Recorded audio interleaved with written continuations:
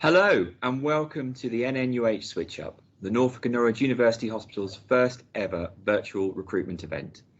My name is Neil Fisher and I'm the Trust's recruitment manager, and this is my colleague Lucy Nelson. Hi everyone, I'm Lucy and I'm one of the recruitment advisors here at the Trust. I look after the Medicine Division, Women's and Children's Division and the corporate areas. We're really delighted to be here today to host this event, which is an opportunity for us to highlight the benefits of taking either a substantive or fixed term contract to all of our fantastic bank and agency workers that already support our teams across the various Trust sites, whether it's at Colney Lane, Ruan Road, the Cotman Centre, Bowthorpe, Cromer or anywhere else. So let me talk you through what's happening today. Lucy and I are going to be here for the next 3 hours on MS Teams, firstly presenting some lovely content that we've got, which is going to showcase what we feel the NNUH has to offer. The first hour is going to be totally live, so please bear with us. And then from 11 through to the event closing at 1 p.m, we'll replay the content to give an opportunity for anyone who has missed anything or who is only able to join us later the opportunity to see it. So don't worry if you are watching the replay from 11 a.m. to 1 p.m. If you have a live question, Lucy and I will still be here, so pop your question through the chat on MS Teams and we will pick it up as quickly as we can. So let me tell you a little bit more about what we have to offer today. Shortly, we'll see a short video from the Deputy Director of Workforce, Ashley Judd. Then Neil and I are going to talk you through some of the benefits available to our substantive workforce. Then we'll hear from the safest staffing lead for the Trust, Abby Cacaldi, who is passionate about building a strong, skilled and safe workforce, before we are joined by colleagues from our learning and development teams and our practice development teams. We've also got a few videos of staff sharing their experiences with us, and there will be plenty of opportunities for us to review any questions that viewers may have. Please do just send them in via the MS Teams Q&A chat. So we're now going to hear from Ashley Judd, the Deputy Director of Workforce. Hello, my name is Ashley Judd and I'm the Deputy Director of Workforce at the Norfolk and Norwich Hospitals. I'd like to welcome you, albeit virtually, to the first of our SwitchUP events. Firstly, my thanks to all of you for your efforts in supporting our hospital through the valuable work you perform in helping us to provide the best possible service for our patients and service users. The changing demands on our hospital are leading to growth in permanent positions within the NNN. We're conscious of your contributions and we'd like to offer you the opportunity to be considered for one of our roles before we offer them to a wider audience. I'm sure that many of you will be aware of what our hospital has to offer, but I hope that by the end of this event you have gained an even greater insight into the benefits of being a permanent member of our team. Certainly, the pandemic has highlighted to many the benefits of working for our fantastic organisation. Please enjoy the session. Hopefully, technology will not let us or you down, but you know where we are and we're keen to bring you to Team NNUH. Thank you.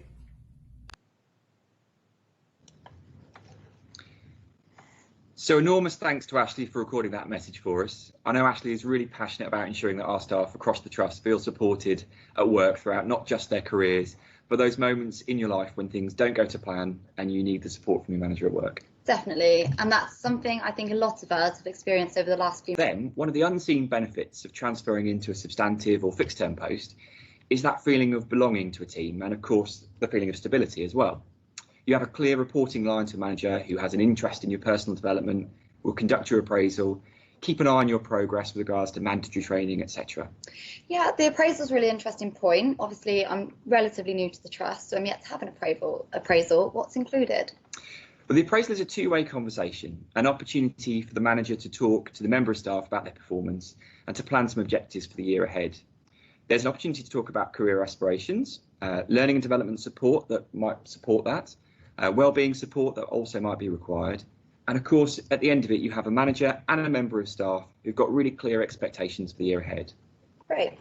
So we found when preparing for the event today that the benefits for staff who move into a substantive post fit into two categories really.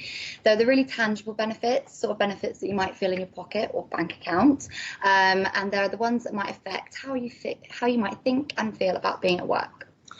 I guess for the latter, that's where that sense of belonging to a team and the relationship you can develop with the line manager who wants to develop can come in. Definitely. And also that feeling of security can come into that group too. I mean, not having to be concerned about whether a booking might be cancelled or whether a shift will become available because you know your rota and you know your contracted hours. Yeah, career development fits into this category too, I'd say. Yeah, I think so. That would also have a financial impact. We've got some guests joining us later to talk about the types of opportunities and training schemes that are available. But I know some of our bank staff who have transferred into substantive posts feel that by doing so, they have a sense opportunities are open to them. And that's ultimately how we want all our staff to feel, that their employer is behind them and willing and able to give them choices and direction in their career. Definitely. Shall we talk about some of the other benefits? Yeah, absolutely. Now, Lucy, you mentioned you joined us relatively recently, so you must have noticed some of the excellent benefits available to NHS employees. Which ones have stood out to you? Definitely. So, shouldn't tell my manager this, but annual leave is a big one for me, and I've got the annual leave details for Norfolk and Norwich employees here. So on appointment, if you're like me and is relatively new to the trust, you'll be eligible to 27 days annual leave a year based on a standard shift length of 7.5 hours. And obviously, if you're part-time, this annual leave will be prorated. After 5 years service, you'll be eligible for 29 days based on a standard shift length of 7.5 hours. And after 10 years service, you'll be eligible for a really generous 33 days. So yeah, it's really generous annual leave. Not forgetting, you're also entitled to the UK bank holidays, which we have 8 per year. The 8 bank holidays in the year are Christmas Day, Boxing Day, New Year's Day, Good Friday, Easter Monday, May Day, Spring bank holiday, and coming up August bank holiday. If you work on a bank holiday, you're entitled to this day off in lieu. Now, we mentioned earlier the impact of COVID-19, and that leads us on to talk about benefits that are related to absence. Should we start with sick pay? Sure. So sick pay is obviously something we all hope we will never need, but it does provide reassurance for many, particularly in light of what some of us have experienced over the last few months. The Norfolk and Norwich is really fully supportive of our employees in times of illness, something that COVID-19 has highlighted as being a true benefit for any substantive employee. So I just want to talk you through the scale of sick pay benefits. So during the first year of service, you'll be eligible for 1 month's full pay and 2 months half pay. During the second year of service, you'll be eligible for 2 months full pay and 2 months half pay. During the third year of service, you'll be eligible for 4 months full pay and 4 months half pay. During the fourth and fifth year of service, you'll be eligible for 5 months full pay and 5 months half pay. And after completing 5 years of service and onwards, you'll be eligible for 6 months full pay and 6 months half sick pay. Wow. So with some of the benefits we discussed today, you can see that length of service does have a real impact. So both continuous service and reckonable service are used to determine the benefits that an employee is entitled to. And this is something that by working via the bank or via an agency, you won't be able to benefit from. Yes, so one of the other big changes in an employee's life can be starting or adding to your family, which brings us to maternity and paternity pay. Absolutely, Lucy. I'll just talk everyone through the maternity and paternity leave entitlements. So employees with continuous NHS service of between 26 weeks and 52 weeks at the 15th week before the expected date of childbirth, which I believe is service of at least 6 months before the beginning of the last trimester, will be entitled to 39 weeks of statutory maternity pay, comprising of 6 weeks at 90% of full pay and 33 weeks at the statutory maternity pay rate. However, if you have continuous NHS service of 52 weeks or more at the 11th week before the expected date of childbirth, you would receive occupational maternity pay, comprising of 8 weeks full pay, followed by 18 weeks half pay plus basic statutory maternity pay, followed by 13 weeks of basic statutory maternity pay if you are. So we also offer the chance for employees to share maternity through shared parental leave. And for paternity leave, the NNUH offer employees who have at least 12 months continuous service with one or more NHS employers full pay during their 2 weeks paternity leave. And this can be taken either as a block of 2 weeks or in 2 blocks of 1 week. Fathers and partners of pregnant women are also entitled to reasonable paid time off to attend antenatal appointments and classes. Wow, excellent. Some of our teams, particularly in the administrative support functions, offer flex time arrangements, which is worth knowing. It also makes it easier for staff to work around those appointments. Always worth discussing with your manager what they're able to offer you. Absolutely. We haven't mentioned special paid leave, which can be applied for as well. So the NNUH offers substantive employees access to a request for special leave. This is paid leave for up to 1 week, but can be extended if necessary or dependent on the leave circumstance. So this is typically offered for circumstances such as bereavement, carers leave, compassionate leave, civic or public duties, fertility treatment or domestic emergencies. So we haven't yet talked about salaries, which is obviously really important to anybody when changing or thinking about changing jobs. Absolutely, yeah. So all non-medical staff work to the national pay scales.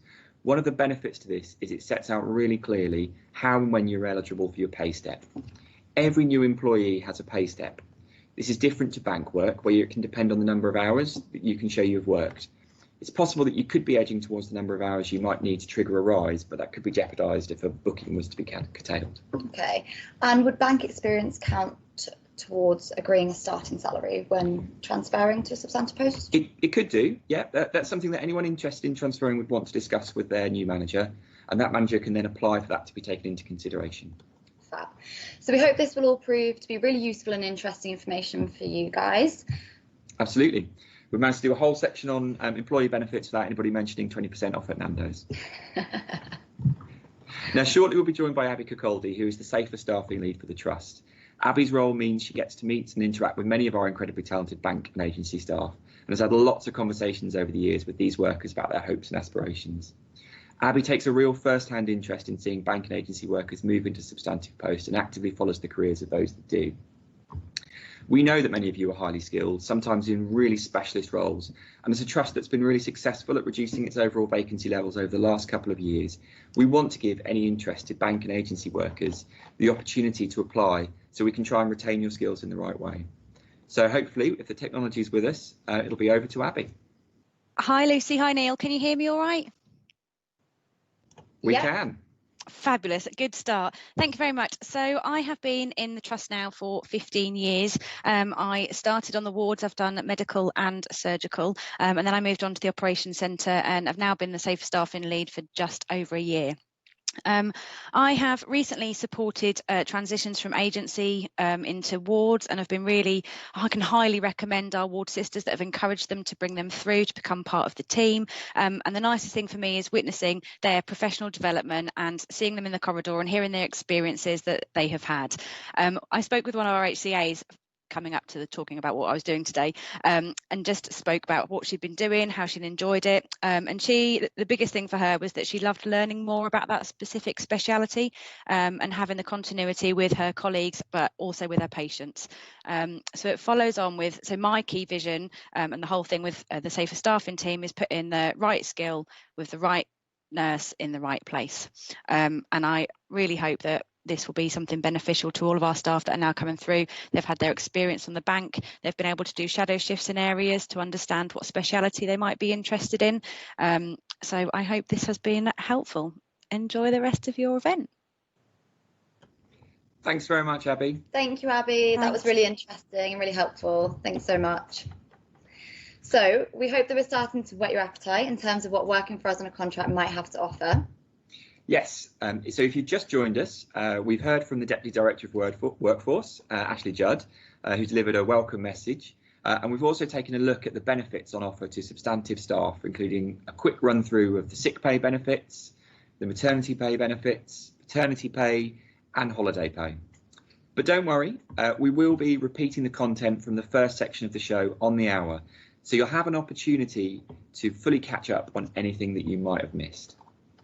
So coming up, we'll be joined by Claire Fox, the NNUH Careers Facilitator, and Jeroen Stam from the Organisational Development and Training Team. They're going to be talking to us about careers and training opportunities for both HCAs and RNs. But firstly, I'm sure many of you will be wanting to know more about how to apply for the opportunities that exist at the Norfolk and Norwich. Last year, which is something we're really, really proud of. And you can visit that website. It's www.teamnnuh.co.uk. That's www.teamnnuh.co.uk, where you can find out more about lots of different recruitment related things. We've got some videos and interviews on our website, and all our vacancies are also advertised there. However, we're here to help, and this event is an opportunity for you to engage with us to see if we can support you. Yeah, so if you like what you hear today and want to take the next step and inquire about moving into substantive post, we'd like you to email us. The email address is recruitment@nnuh.nhs.uk. That's recruitment@nnuh.nhs.uk. And we'll need the following information. We'll need your name, your contact details, ideally a telephone number or obviously your email address. the roles you're interested in and in what areas. So maybe you do the majority of your shifts in a particular area like ED or gastro, and you really like the team and would like to be there substantively. We'd also need to know any important details about shift patterns. So if you only do nights or you only do 2 shifts a week, for example, so 24 hours, we'd need to know that too. And the same goes if you're an admin and clerical member of staff, perhaps in our finance team or in recruitment. We need all the same information on where you're looking to move into and the shift pattern, and we'll try and find you something. We're then going to try and link you in with the relevant managers for you to see what opportunities they have either now or coming up in the future. Yeah, worth saying there's always developments and new things happening at the NNN, as I'm sure many of you are very, very aware. New board blocks and things going up, so exactly. There are lots and lots of opportunities that we can discuss with managers. So we're now delighted to be joined by Jeroen Stam from the Organisational Development and Training team. Jeroen is going to talk to us about the work that the OD and training teams do, but also about the vast range of training opportunities that are available to NNUH staff. And this really is one of the huge advantages of taking a permanent post with Team NNUH. We mentioned earlier how appraisals are a great way to talk about career aspirations, and I know that the current appraisal form has a section for managers to discuss with their staff how the training that's available can actually support them. So again, if the technology is with us, we should hopefully now be able to hear from Jeroen. Hi, thank you very much, Neil. Can you hear me okay? We can, absolutely. Excellent. This is all going very well. So hello everyone. Thank you very much for having me. My name is Jeroen. I'm one of the organization development and learning facilitators. I'm responsible for running a lot of the workshops, our training, and together with sort of a whole team oversee the development of our staff. So some of you, especially probably on the bank, may have been in touch with the department already through sort of inductions, clinical induction, maybe mandatory training, but we do so much more. And I think, like Neil said, especially for our substantive staff, we have so much more to offer. So I think the hospital's really keen on staff development. So clearly it needs to ensure staff have the right skills to do their jobs, but also to enable staff to grow and develop themselves and use all that talent that we have across all these thousands of members of staff. And there's obviously the technical development, and you'll talk about it a bit more later. But we support sort of the softer skills needed to further progress and develop your career, and to make sure we have sort of the leaders and the people that we need. So as a department, there's 4 main ways that we sort of do that. So we have a more formal apprenticeship route, and I know Claire will talk about that a little bit more later, where you can actually get sort of accredited qualifications. But the second is we have a huge staff development program, which is sort of our core program of workshops, and we deliver those face-to-face. During the recent times, we very much sort of learned how to deliver them through webinars as well. There's loads of e-learning that we have access to through a national sort of network and systems as well, in a whole range of subjects that you can sort of choose from. So we have things like assertiveness and confidence training, presentation skills, effective time management, train the trainer. So if you're interested perhaps in using some of your skills to train others, we can sort of help develop in that area as well. And then there's very practical things in terms of, helping out with recruitment and how to run perhaps some of these personal development plans and appraisals that Neil was talking about sort of earlier. And then we've got more tailored personal development as well. So as Neil sort of mentioned, when your appraisal, there'll be like a personal development section. So actually, once you've established that, you can come and talk to us if you want to see how you can make that a reality, what sort of courses might be helpful for that, both in and outside of the trust. We can get you access to sort of coaching. So if you, want some one-to-one support from people, we can get coaching from outside of the trust as well. We have access to a range of mentors where you again can have some of that one-to-one support. We can set you up with people to sort of see what other roles might be like, or roles sort of in there. Strategic projects. So that also means you get to know the wider organization. You can develop your networking skills and increase your own network. And then for those that want to, there is loads that we're doing around sort of management and leadership development as well. So for those that want to sort of go into those areas sort of further, we have lots of programs. And again, that will be a mix of formal workshops, but also practical experience. Again, mentoring plays a big part in that. But also things like work-based projects. We have really practical skills then in terms of how to run a budget, how to undertake sort of a recruitment process. We have access to a range of psychometrics. So if you really want to sort of get to know your sort of self, we can offer you that as well. And then we have various Already leadership support. pathways, so it really doesn't matter what level you're at. So if you're completely new to management, we can cater for that right up to sort of senior management. And we're at the moment also developing sort of new and specialist programs. So for example, for some of our Black and ethnic minority staff, we'll soon have a program in place for them to develop sort of leadership skills. And then in addition to this, and you'll need a bit of divisional or team support from this, but we can also look at external sort of training courses such as project management, which will have qualifications attached to them. And then there's also something called the Leadership Academy, which we have sort of in the east of England. So they run loads of courses, especially around leadership, hence the sort of name. And again, they are very competitive programs, but we can help and support you to get onto those, and that will give you an even wider sort of spread of people and an even wider network to tap into. So I would say there's lots of opportunities. The hospital is great at trying to support that as much as you can, and very much give you the opportunity to develop yourself, to develop your career outside of just the technical specialism as well. So that's been a really short whirlwind introduction to what we offer from the L&D team, but hopefully that will give you some flavor of what might be available and the support available for you when you start.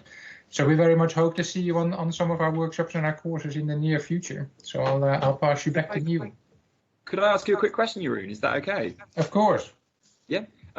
I think there are some quite interesting sort of NVQ courses that staff can access. Am I right in saying around customer service and business administration and those sorts of things? Yeah, absolutely. I sort of didn't touch on those because I'm assuming Claire will in her sort of careers bit. But yes, and there's sort of apprenticeships in like you said, customer service management, finance as well, right up to MBA level if you really want to go into your leadership. But I'm imagining that Claire will talk about that, so I'll let her do that. I didn't want to steal her thunder. Perfect. Thank you so much for joining us. It's really, really, really much appreciated. Yes, thank you so much, Jeroen. Really appreciate it. I have actually had a number of inquiries this week from some of our temporary workforce who would like to hear about how they can progress and access further training. So hopefully some of you have found that really helpful. Definitely. If you do have any questions about the training opportunities, please feel free to either pop the question into MS Teams or email us at recruitment@nnuh.nhs.uk. and we'll pass the questions along and come back to you with an answer. We might have some questions, so it's worth... Yeah, absolutely. I think we've got some live questions coming through. Yeah, so worth going through them. So one of the questions we have is, we've had a question in regarding jobs availability in the new ward block. So those of you who don't know, perhaps, we are currently in the process of building a 3-storey new ward block as part of our expansion. It's been a long time coming. It's a long time in the making, and we're currently staffing those wards. So there's the two new wards as a result of the new ward block. There's a gastro ward, a gastroenterology ward, and an older people's medicine ward. And so the question is there any jobs availability in the new ward block? Absolutely. We have some hours for healthcare assistants. We have had some really successful recruitment campaigns. So luckily we haven't got too many vacancies, touch wood. And then absolutely for registered nurses, we also have some vacancies there. And we're actually recently interviewing or advertising and interviewing for some band 6 posts on the new gastro ward. So definitely some job availability there if you're interested. So if you are interested, pop that through to us on an email and Lucy will pick that up and see what we can, amongst other things. So this training is available to our substantive members of staff who are keen to progress from their healthcare assistant post. So here's Claire to tell us more. Hi guys, thank you. Do you want me on video or not? Absolutely. Okay, just warning, I am at home and I'm got my cat near me who might make funny noises, so don't worry, we're getting quite used to it now, aren't we? Apologies for that. Okay, all kids banging. So anyway, thank you very much for the introduction. Yeah, so I'm going to talk to you about, I've been asked to talk about the trainee nursing associate program. I will touch on a couple of other apprenticeships that we offer as well. The first thing to stress about the trainee nursing associate program is that you absolutely have to be in a substantive post. So there's no getting around that. You have to be in a job. Okay, so that's like really, really important, and I'll probably repeat during my blurb. So what is a nursing associate? So a nursing associate is a highly trained support worker and a role who delivers effective nursing care independently and with others as well, under the direction of a qualified nurse, registered nurse.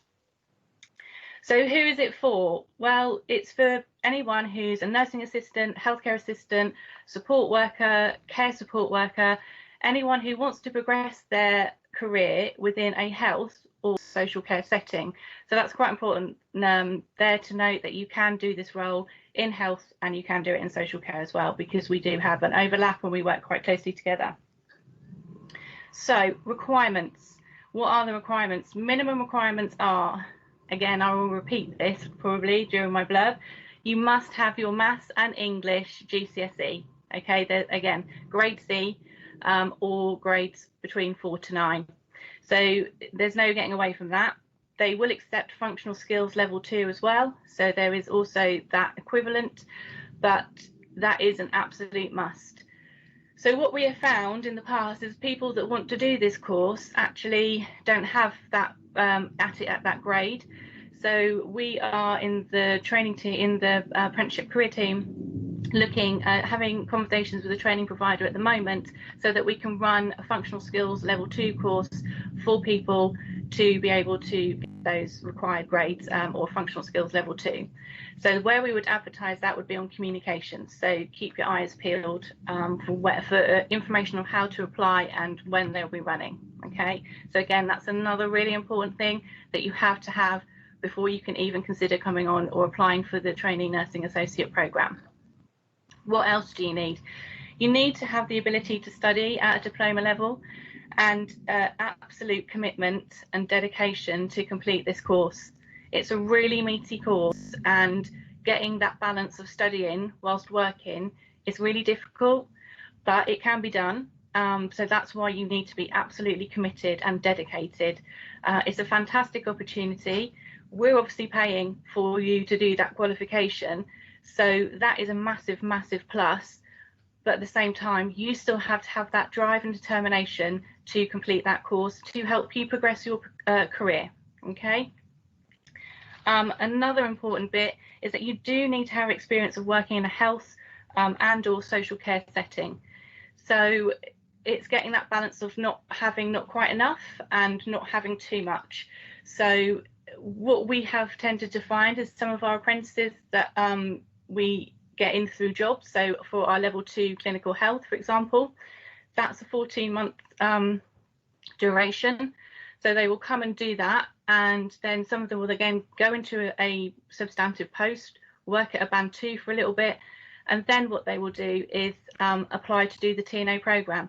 So that 14 months plus maybe is a really good platform for them to then progress on to the TNA. It also gives them an insight in how to do that work study balance bit. So it's a really good platform to start how to progress your career. Again, so I'm just going through the list of requirements. You need to be employed in a full-time post. Said that, I'll say it again, have to be. And you also need a reference from your manager. That's another really important aspect. So your reference from your manager will ask to demonstrate your necessary values, attitudes and behaviour program. She will come to us if we've had a previous apprentice who's applied then to go on to the TNA program and ask, how was this apprentice? Were they committed? Did they complete their coursework on time? How were they in their job role? Could they manage it quite well? All of these kind of things before she considers their application. Because again, it's very easy to get absorbed into the role and then the coursework kind of slides away from you. So you've got to be able to balance those things as well as everything else that's going on in your life. So, you know, please don't get me like a negative ninny, I'm not, but I'm being realistic because it's a tough course, but it's a fantastic opportunity to be able to progress your career. It really is. So how long? So it's a 2-year foundation degree. So we call it a level 5 apprenticeship. And so that in itself, again, really meaty course. Okay, a lot of work. You'll be working full time, you'll be attending university, and it's going to be a really, really interesting, fantastic opportunity for you to do. If this is the route that you would like to follow, but you've not studied for a little while, or you haven't got, or you're quite new into a post, you haven't got that experience that I was talking about, like I said, not having quite enough and not having too much, then please think or consider the level 2 or the level 3 clinical health apprenticeship. So you can find out more information by contacting us in the careers and apprenticeship team. You can email NNUH apprenticeship, all one word, at nnuh.nhs.uk, and we've got some leaflets that we take out to events, or we email to people who inquire about apprenticeships, that you might find quite useful and helpful in deciding how to progress your career and what way will suit you better or best. And again, like I said to you before, by doing a level 2, really, don't look at it as a step back. It will give you a really good insight into how to achieve that work-study balance within your normal life as well. So it's quite full on. One thing Donna's asked me, so Donna Hill is, like I said, the lead. If anyone's interested, if anyone feels that they think that they're already at that point, please just go off and do a little bit more research about the TNA programme before contacting Donna. But then that's who you would contact, and she's the person to talk about then about the actual application process, when the cohorts go out and things like that. One final thing I just want to add is that all these health apprenticeships are standards. So as a standard, it has a thing called an endpoint assessment. So this is something else you kind of have to bear in mind. So with the TNA programme, your endpoint assessment will have an exam, an observation, and a professional discussion, okay, by an external assessor. So not your normal person that you would have had. It's done by an external company. Also with the TNA, you will be assessed throughout the programme by exams, presentations, reports, reflective statements, essays, case studies, things like that, okay. With the level 2, it's more, or level 2s and 3s, it's more observations, reflective accounts, testimonies, witness statements, that kind of stuff, but you still have the endpoint assessment with the level 2 and the level 3. I hope you found that helpful, and yeah, if there was any other apprenticeships that you wanted to find out more information about, or what we do at the trust, then please contact us on the email that I have said. So one of our viewers has written to us to say that they work predominantly nights, and right. Would that be a barrier to accessing some of the training and development opportunities, or is that something that can be slotted in around that kind of working shift pattern, do you think?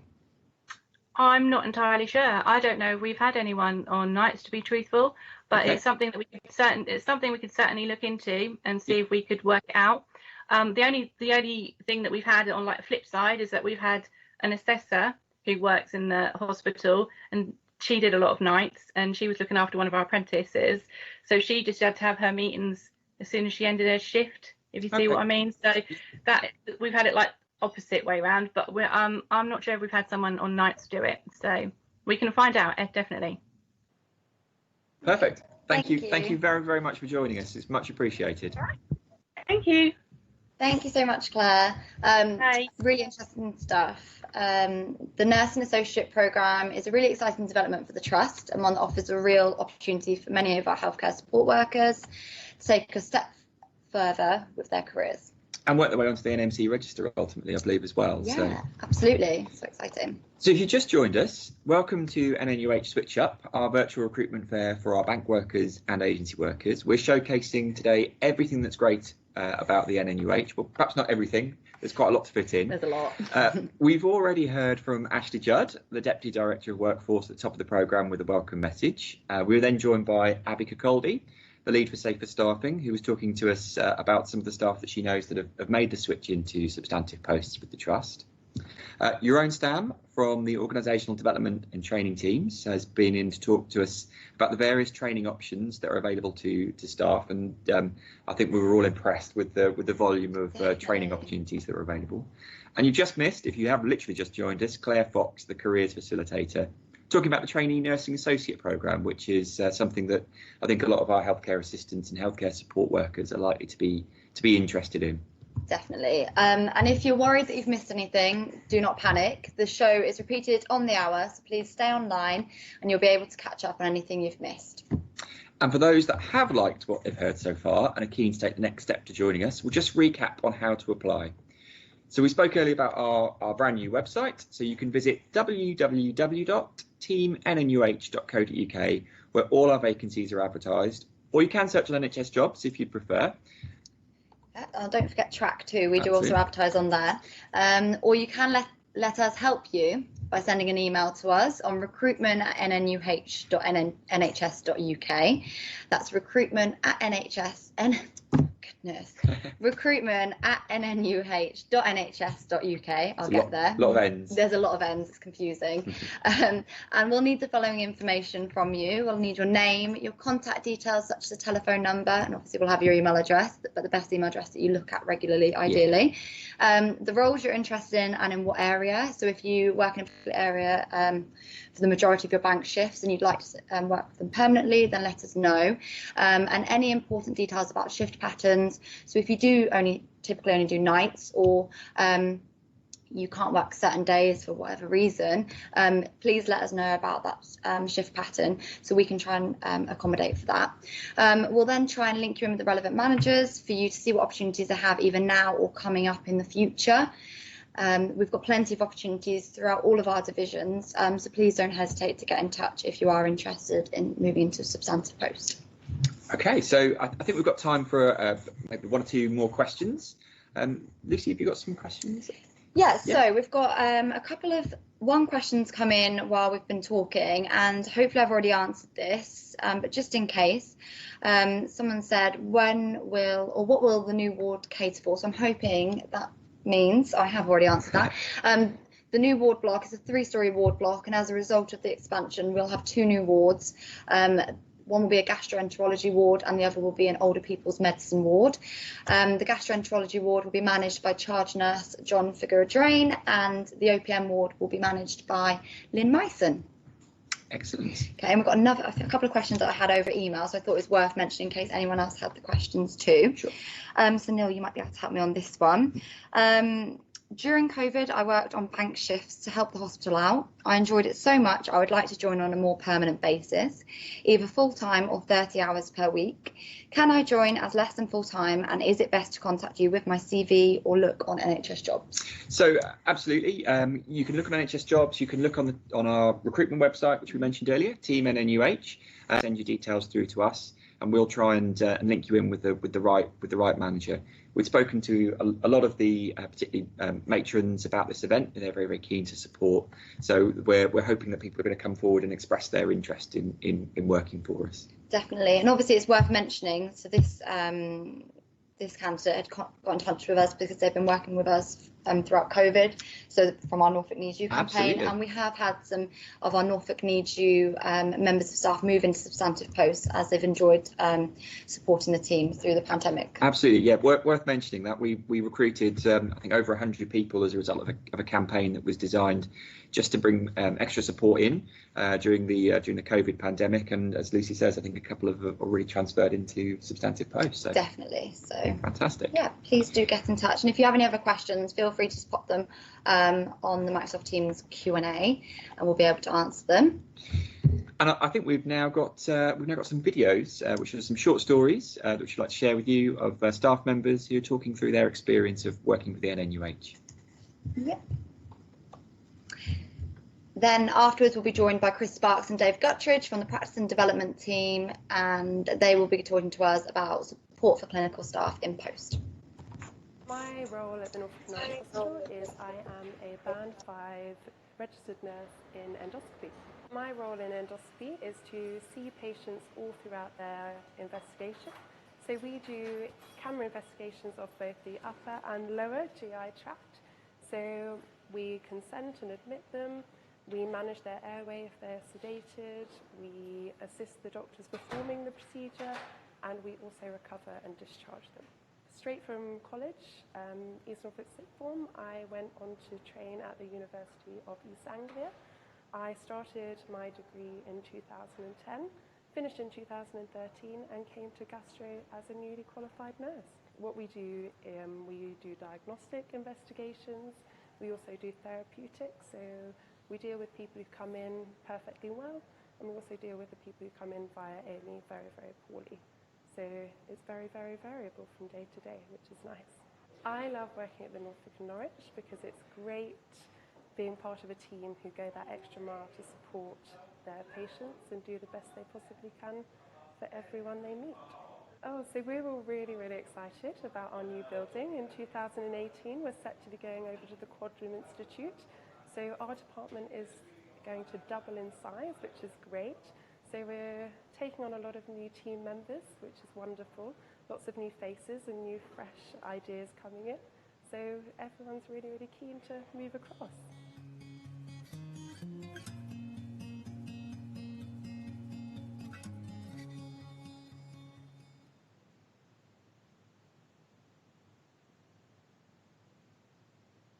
My role in the Norfolk and Norwich University Hospital is working in the gastroenterology department as a nursing auxiliary, and I look after patients pre and post procedure. The first part is to dispatch the scopes that are needed for the procedures for each room, and then taking them down to the decontamination suite where they are deconned and then brought back. And the second part of my role is I assist working alongside the nurses in the unit, making sure patients are calm and comfortable pre and post procedure, and then discharging them to their families. I like working in the gastro unit because every patient has a story where they may be waiting for a diagnosis or it's surveillance. So it's quite nice just to see the patients and the continuity of care when they come back for surveillance after 2 years, 3 years, 5 years. So sometimes I see patients from the beginning of their journey with a diagnosis of something that is maybe a cancer, and then obviously post-surgery and the follow-ups that go with that. I love working at the Norfolk and Norwich University Hospital because we are one big team. Our goal is just to look after the patients and their families for their journey with us. From the cleaners to Serco to nurses, we all just love working in this hospital, and it's a wonderful environment to work in. We are so excited about the Quadroom. We've been waiting for this for many years and seeing it now growing from the ground up into a wonderful building, a space that's going to be used for our endoscopy, and also the research that's going to be with us. We're very excited. It's exciting times, and we're looking forward to summer next year when the unit's opened.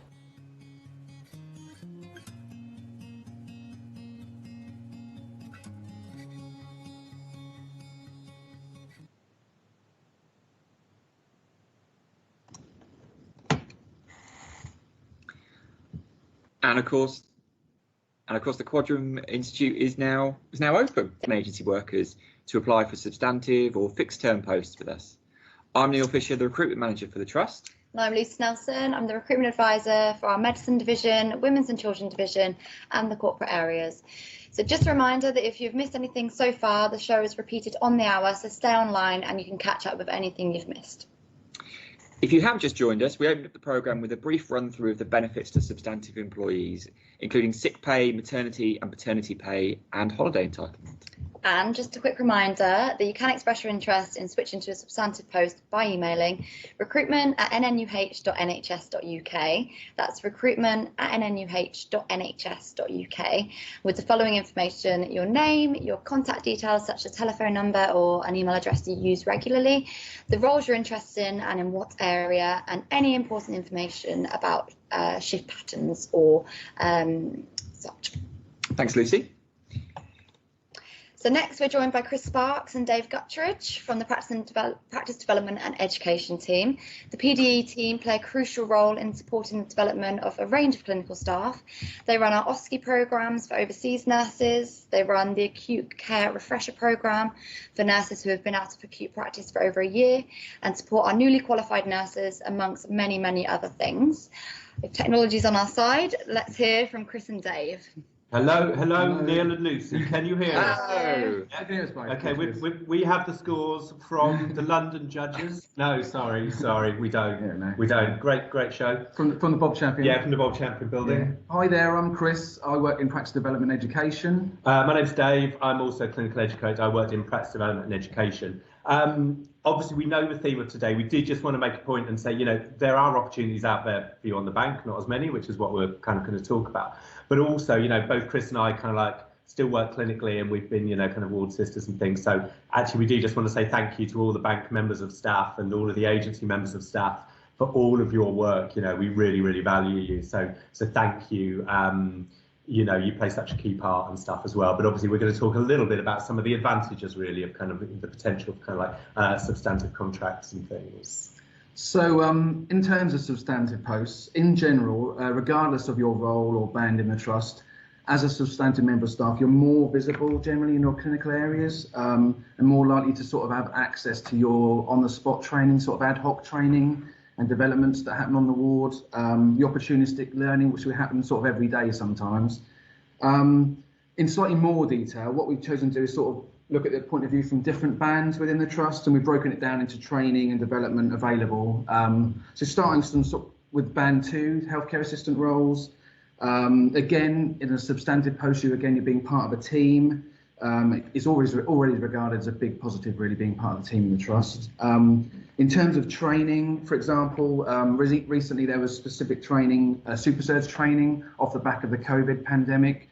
That was 2 weeks of sort of quite intense training that was offered by the training development team, available to all substantive HCA posts, and help them develop their knowledge and enhance their skills. I think Lucy, also we sort of referring directly to a question that Lucy put to me about becoming a band 3 in the trust as well. In regards to becoming a band 3, this opportunity is more likely for those in substantive posts because you're more visible to your areas, to your managers.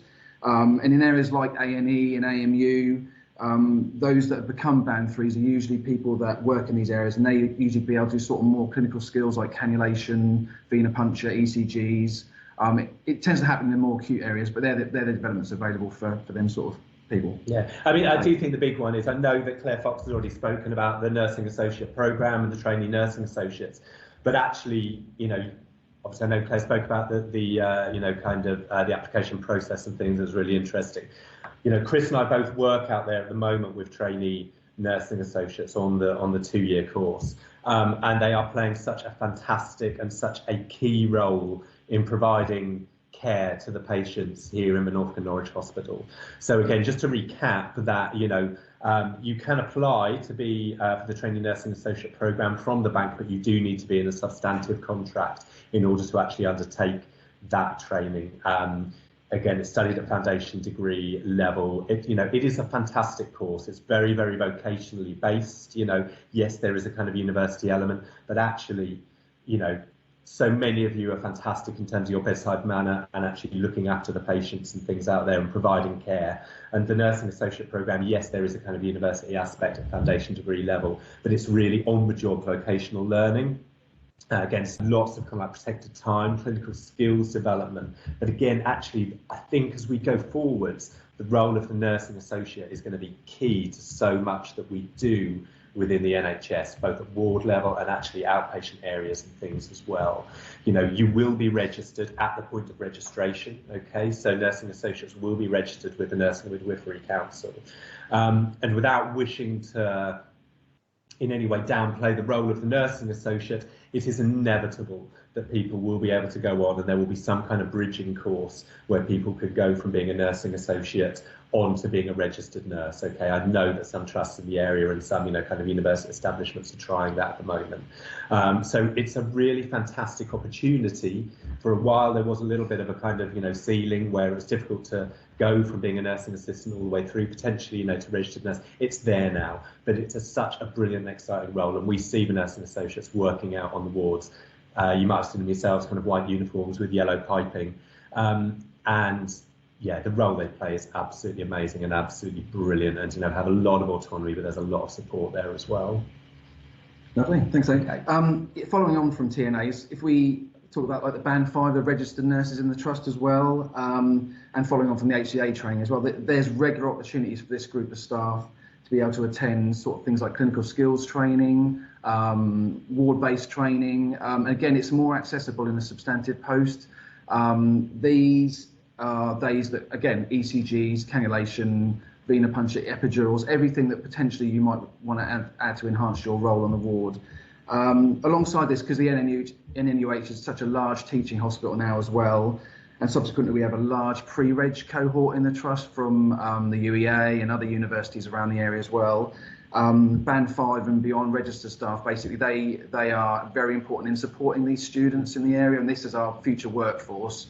So we're really keen to make sure that these staff feel able to support the students in placement. So we're really keen to sort of enhance the assessor and supervisor training, and so there's going to be opportunities for staff members within the trust to be able to attend further sessions and be able to support and assess these students going forward, and again they'll be their colleagues in the future. Following on from this, registered staff are sort of they also about sort of a bit of concerns about their revalidation as well. So as a registered staff, you have to revalidate every 3 years as a registered nurse. In terms of being substantive, you're a lot more supported really in terms of being able to get the sort of the experience from your line managers, knowing your line managers and your colleagues. They can give you this support in order to revalidate, and as in the education team as well, we can point you in the right direction, make sure you attend study days and things that are available in order to be able to maintain your CPD and things like that going forward. Yeah, Dave, did you want to? Yeah, I mean, I think just to slightly follow up on what Chris said in terms of clinical skills, that lots of people will know in terms of the kind of registered nurses out there that the NMC standards have recently changed, and there is more emphasis on kind of upskilling of staff. And the point of registration, people having a wider kind of library, if you like, of clinical skills. So it's really important that we can continue to support our existing workforce, with those clinical skills and give the support. I think things like chest auscultation and examination are coming in, within the new NMC standards. So again, for all staff, particularly substantive staff, we will continue to, follow up basically and support to help you to build on and consolidate those skills. And then finally, at the moment, there is CPD available out there. We work really, really closely as a trust with our partner organisations as well as developing our own CPD, but we work really closely with the UEA and Anglia Ruskin and University of Suffolk.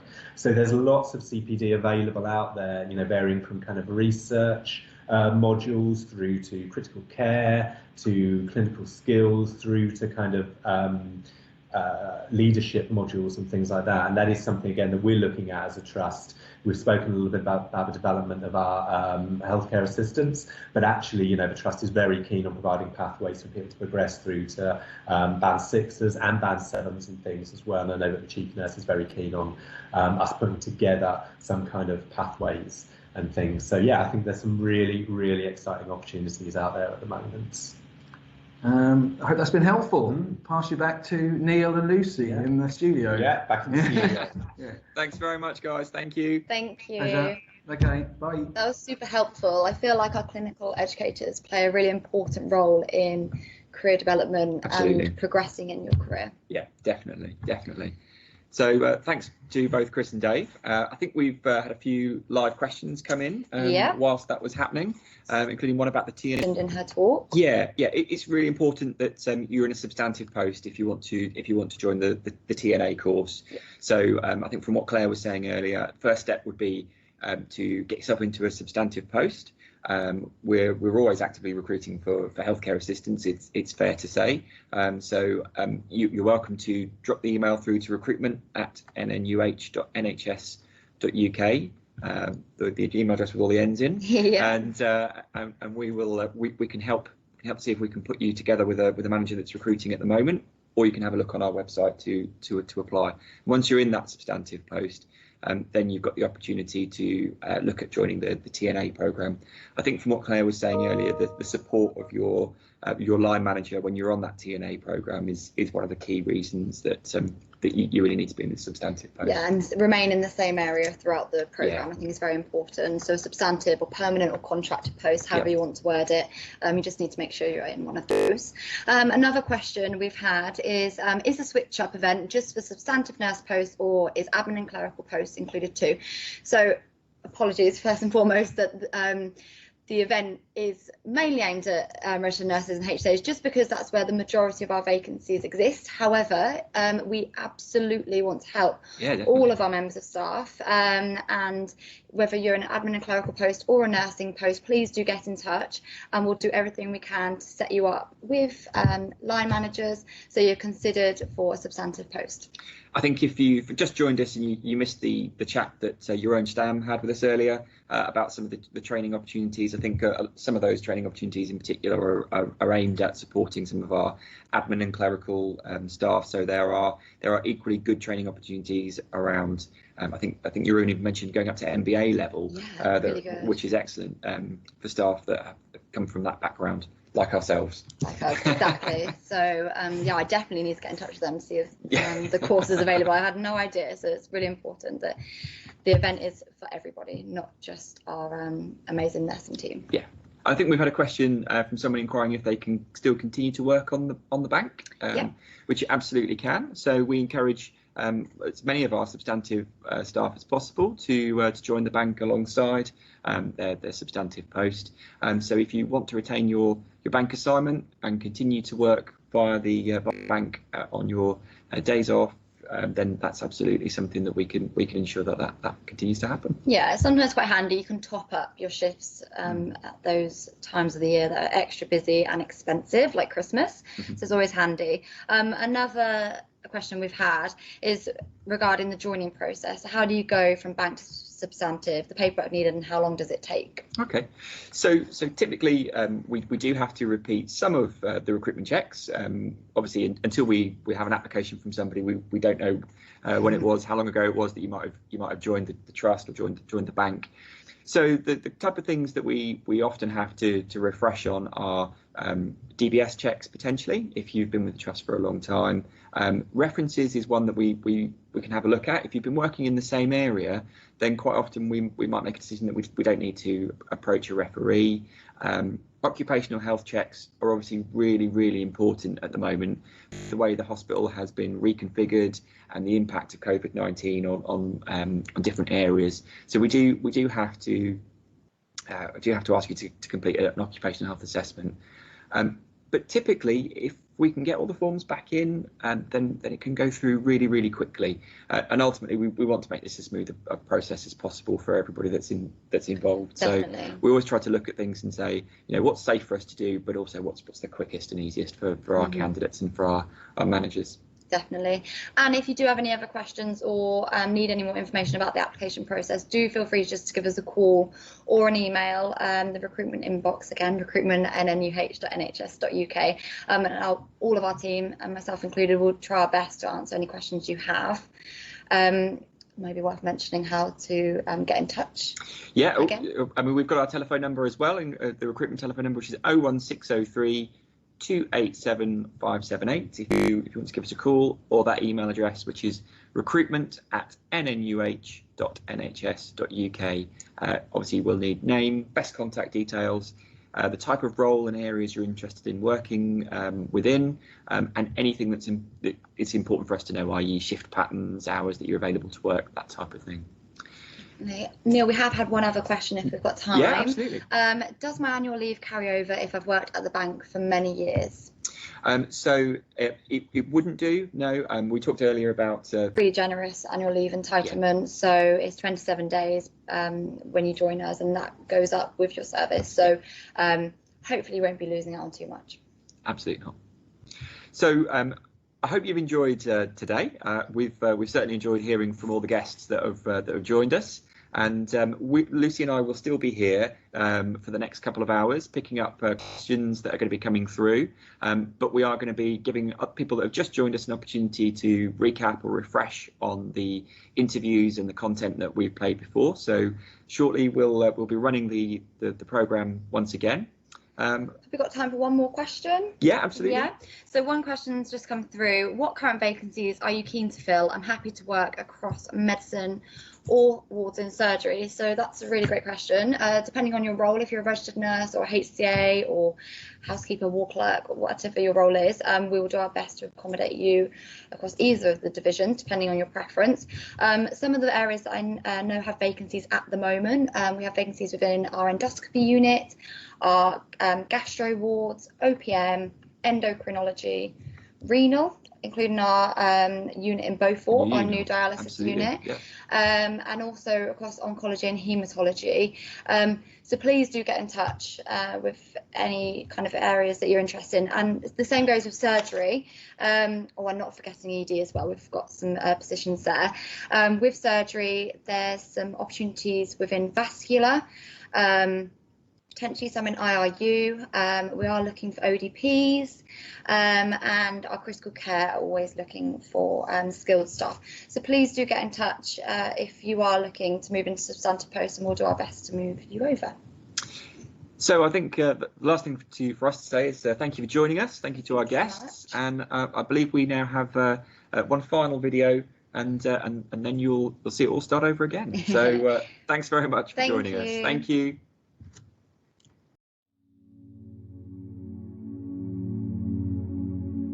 Being a nurse to me means giving quality care to patients and looking after them as I would if it was any member of my family, which is what I was taught when I started nursing 44 years ago.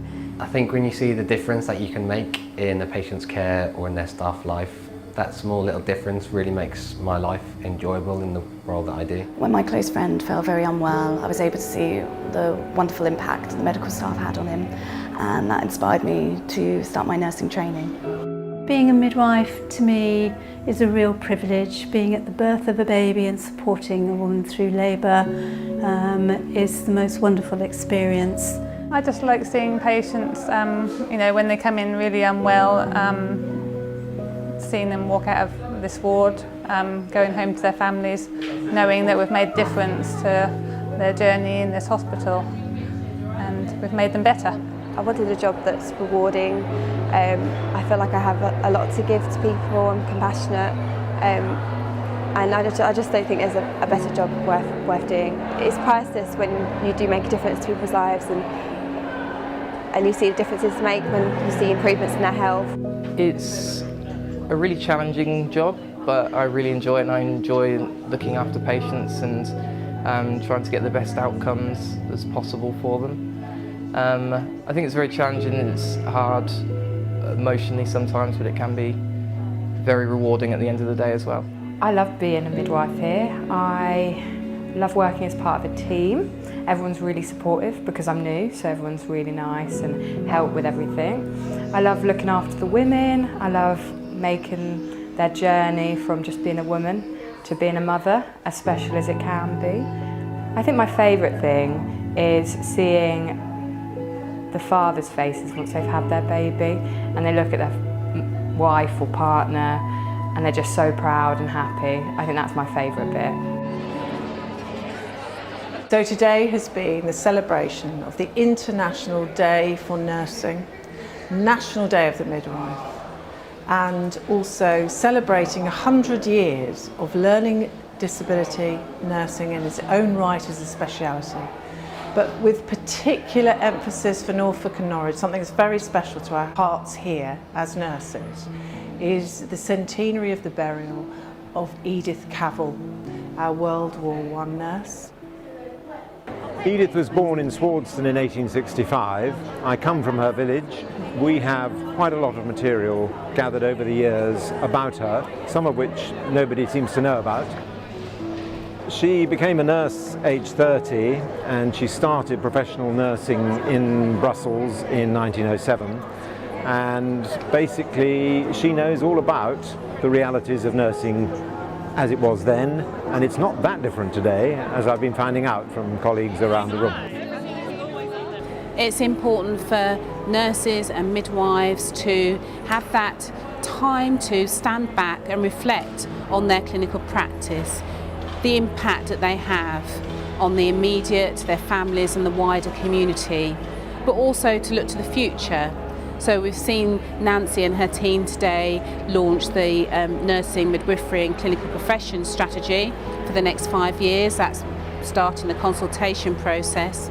So as well as reflecting, it's about looking forward and moving to a place where outstanding practice is the norm. And Norfolk and Norwich is certainly on that road. I've seen today behind me all the projects that are ongoing, and certainly I think from my presentation and others throughout the day, hopefully staff of all grades, all disciplines will be infused to take a small project, and it doesn't have to be big, it's the small that makes a difference to improve outcomes for patients.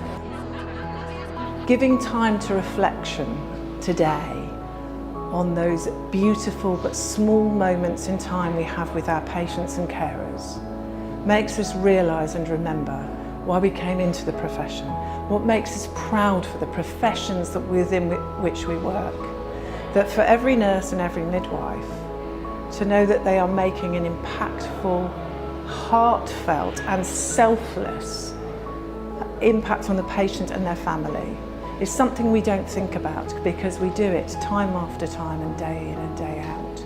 But actually they are the beautiful moments that make us realise and remember that actually we can do more.